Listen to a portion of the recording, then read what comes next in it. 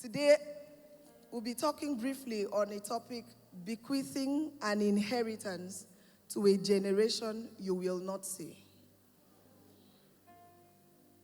Bequeathing an inheritance to a generation you will never see. Motherhood has opened my eyes to many things, and one of it is the reality of how much we hand over to the next generation, mostly unintentionally. Finger biting, fidgeting, those little things you fought with as a teenager, fought with as a young woman. Now you are a mother, and your daughter sits, and you see her. You see you sit the way she sits. Those things, maybe when your father was tired, he comes home and reclines a particular way. And when you're tired, 20 years, 30 years, 40 years down the line, woman or man, you recline the same way. And sometimes if you're not even aware, it will now take somebody who has met your daddy, just looking at you like, I thought it was your dad. How much we give and we receive without even being aware. Why inheritance is multidimensional. Today, I will attempt by the power of the Holy Ghost to outline what could be described as three spiritual pillars of dimensions of inheritance. I sat on Friday trying to prepare for the healing service, but instead of the healing service preparation to come, things were dictated to me. They were not given a name. So you could describe it as three spiritual pillars or dimension of inheritance, of eternal inheritance. We are talking about handing something, passing something to the future, to a generation that you will not see. Each of these dimensions will show you, they form a foundation of inheritance that transcends the material, that transcends the present time into the eternal. This message is going to be so rich, so multi-layered, so challenging to your mind. It's a prophetic message that to some of us is going to give us a spiritual blueprint of intentional inheritance for the future. To some people, it will be a generational manifesto that you walk away and you tell yourself, this is what my life was waiting for. And for others, it will be a prophetic charge, awakening you to live by the eternal, not the immediate. For all of us, I have prayed and I truly believe, God, that this message will awaken our spiritual foresight to what is truly important in a world that is obsessed with instant results. That when we say, I see clearly, I see as God sees, I see into the mysteries of God's life, I have clear and accurate foresight. We're speaking from understanding because we will know after today why we need to see. And see beyond now, and see beyond the children now, and see into a generation you and I will never see. And then make plans for that generation today from foresight, from understanding. Make spiritual landmarks that nothing can shift. Make spiritual legislation that no matter how that world looks like, your own anyone that had come into this world through your bloodline comes into that legislation, and they cannot shift it.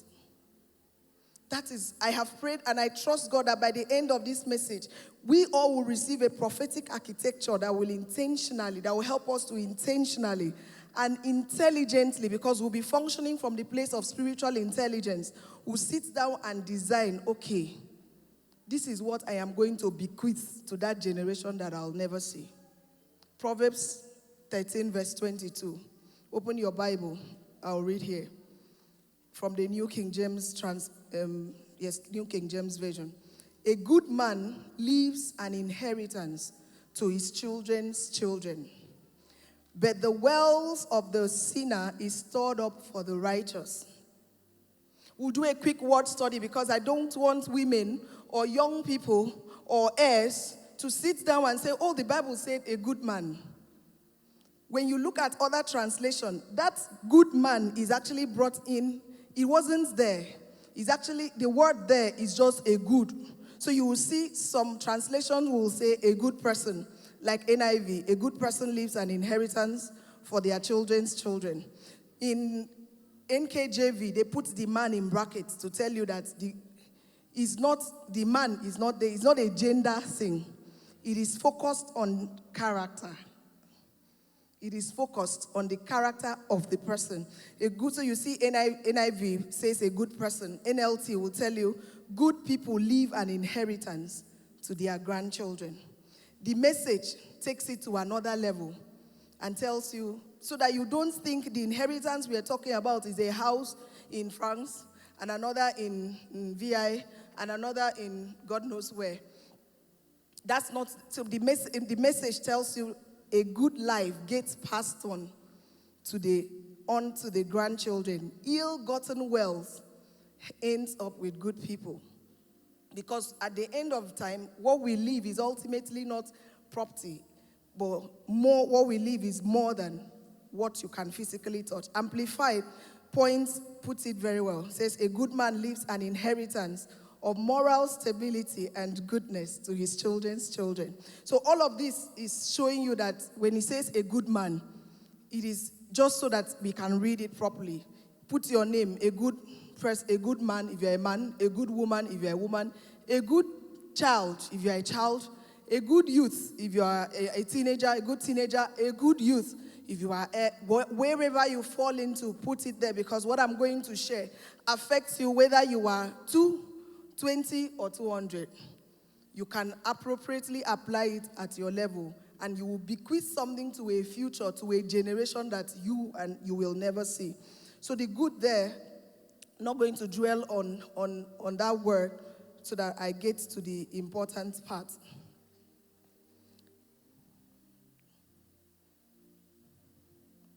Yes, when you also look at the way the text is framed, a good man leaves an inheritance. Oh yes, before I jumped, the next word I want us to look at is inheritance. Now, good, I deliberately jumped the Hebrew study of it and just explain what all of that meant. Inheritance. When you look at the word inheritance, nahola, benakola. Nahal, it comes from a verb meaning property. It comes from, it's a verb meaning to receive, to take property as a permanent possession, but that's not where I'm going. That word comes from a noun, and that noun means inheritance, heritage, possession, portion, estate. It comes from a noun, nakola. So when you put it back, a good man, a good person leaves an inheritance for his children's children. A good person leaves a heritage for his children's children. A good person leaves a possession for his children's children. A good person leaves a portion. Say, the Lord is my portion. When the psalmist said that, he was actually saying, the Lord is my nakala, is my portion. Leaves a portion to a good person leaves an estate to his children's children. It will make sense, but I need you to get this foundation. When you also look at the way it is framed, a good person leaves. It shows intentionality. A good person, a good man leaves an inheritance, meaning it's not just a result of dying and then your children will come and look for what was left. A good person intentionally, consciously passes on something, meaning a good person sits down and deliberately apportions while he is still alive and breathing. This is going to the future. It's a deliberate, conscious, designated, you designate it, you choose it, you preserve it, you call it by name. This one is to the future. This one is to the future. This one is not going to the future. So when you say a good person leaves, it's not a good person dies and we come to check what he left behind. That's not it. A good person sits down and deliberately takes stock and says, this one is going to the future. So it carries intentionality. It carries legality. It lets you know that this thing has legal right. It can stand because it was a deliberate act. Now, Nakala is not only material. I've already explained that. It is spiritual. That's why in the Old Testament, wherever you find this word appearing, you will see that it meant land, it meant name. So if you replace it to be a good person leaves a name, it leaves land, leaves legacy. A good person leaves covenant promises. Don't miss this, because when you miss this, you will not understand the ones we will run to. A good person leaves covenant responsibilities. A good person leaves spiritual promises to his children's children. A good person leaves a name to his children's children. So when you put all of this together, you look at this inheritance and realize that we're not talking about houses and cars here. We are dealing with a multi-generational gift. Something that goes from one generation to the other. And it all started with one person who sat down and decided that this one is going to the future. I am going to cause my children's children to inherit this cup. That is what that scripture is saying. So as you're sitting down here, if you would ask yourself again, if God takes you home now, what have you designated? What have you deliberately portioned out? And say, to the generation that I will never see, this is what they will inherit. And if you have never thought about that, ask yourself, if all I had was 5 minutes, 10 minutes, 30 minutes, and the Lord stood by my side and asked me, you have 30 minutes because we are going home. I want you to apportion something to the generation that you will not see 200 years from now. What do you have that you will send to a generation 200 years from today?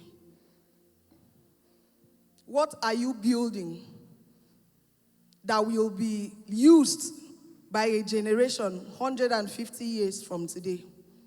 What are you standing on that the generation 100 years from today will use as a platform to stand, so that they do not start from here, they stand on your shoulders? I want us to sit on that question and just ask ourselves, if all, because this message is meant to draw us into long-term thinking and multi-generational impact beyond ordinary cars and houses. Beyond just walking and just saying, oh, this is it. If I go, I have in dollars, I have in this, I have in that currencies, I have gold stored, I have that. 200 years from now, will the gold make sense? Can it be sent to the future? So let's look at 3 spiritual pillars of eternal significance. This is what was actually dictated to me. The name was not given, but 3 spiritual pillars of eternal inheritance, or what you could call 3 dimensions of building what endures beyond your lifetime. This will give you a framework for bequeathing, for even knowing what to bequeath, and for bequeathing an inheritance for that generation that you will never see. The first one, character, is going to be 3 C's. The first C, character. Character, 3 spiritual pillars of eternal inheritance. And we're talking about bequeathing an inheritance to a generation you will never see. So you're dealing with something that is beyond the immediate, something that is not overnight. No, we live in an age that glorifies instant gratification. We want instant miracles. Thank God for Jesus Christ. We want instant quick success. We want overnight fame. But God's kingdom operates on inheritance, operates on legacy, operates on long-term, multi-generational impact. God's kingdom operates on faithfulness, not just flashes of glory. God's kingdom operates on planting, not just on harvesting. So to bequeath this inheritance that you will not see to a generation 200 years in the future, it means you have to begin to think like God. 2,000 years ago, Christ walked the earth. 2,000 years plus after, you and I are still walking in an inheritance. Don't know whether it's beginning to form in your mind. Character. This is the soil of generational inheritance. Ask somebody, what kind of character are you cultivating? Or you could ask yourself, what kind of character am I cultivating? Is it one that my children will stand on, or one they will have to recover from? While writing this, I realized, this dictation did not have definition of character. And I just asked, what's character? And something I read some years ago came to mind, and it fits in. I don't know who said it. It says, character is who you are when nobody is watching. That's you When there is no camera, that's you. When there is nobody watching, nobody looking, that's you. That is the soil of the inheritance. In God's eyes, that is what will outlive you. That's you that you are. When nobody sees you, when nobody is looking at you, when you know that this is me, when the lights are turned off, that is the you that will outlive you. That is the soil of the inheritance that the future will inherit. Character is the sum of your daily decisions. Is the sum of your daily values, the sum of your daily convictions. Character is your unseen obediences. The obedience you do, the things, the commands you obey when nobody is looking. Character is the inner integrity that shapes outer inheritance. Now I'm defining these things in the light of our theme. Bequeathing an inheritance to a generation you will not see. Character is not just personal. Character is transgenerational. We know of families that people say, stealing runs in the blood. Is there anybody that's heard of things like that? Why are we so quiet? We've heard of families. They say, those people, they are women, they don't stay married. Because they say that lust or promiscuity runs in the blood. Where do you think it started from? Started with one man, started with one woman who chose convenience over conviction and then planted the seed. 500 years, 200 years, 100 years down the line, we have women who cannot marry because we have men who cannot marry. We have sons who cannot marry because one man could not hold back his temper. So he sowed the first seed when he slapped his wife. The next generation took it to another level, killed the woman. And have you ever heard a family announce that this woman died because the husband killed her? We arrange it. And then we send that seed to the future. That's character, the soil of inheritance.